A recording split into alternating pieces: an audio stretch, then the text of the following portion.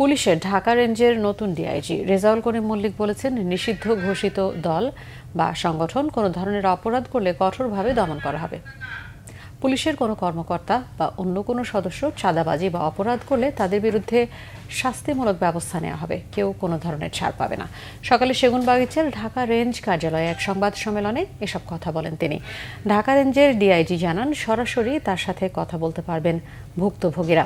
জনগণকে সেবাদানে ঢাকার প্রতিটি থানা হবে রোল মডেল। ঢাকার প্রতিটি থানা জনগণকে সেবাদানের রোল মডেল হিসেবে গড়ে তোলার আহ্বান জানান তিনি। রেজাউল করিম বলেন, ঢাকার প্রতিটি থানা, ফাঁড়ি, জেলা পুলিশ সার্কেল অফিস সহ পুলিশের সব কার্যালয়ে অভিযোগ বাক্স স্থাপন করা হবে। রেঞ্জের ৯৮টি থানার সেবা মনিটরিং নিজেই তদারকি করবেন বলে জানান তিনি। ঢাকার সব থানা হবে জনগণের। এ সময় রেঞ্জের অন্যান্য ঊর্ধ্বতন কর্মকর্তা বৃন্দ উপস্থিত ছিলেন।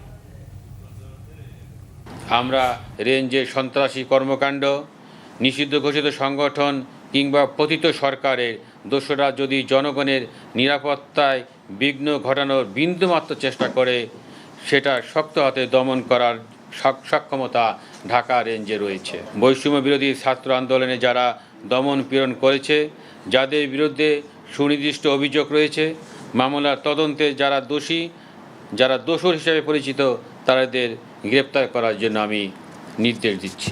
ঢাকা রেঞ্জের আওতাধীন থানা, ফাঁড়ি, সার্কেল অফিস, এসপি অফিসে কোনো রকম অন্যায়, অবিচার ও দুর্নীতিকে প্রশ্রয় দেওয়া হবে না।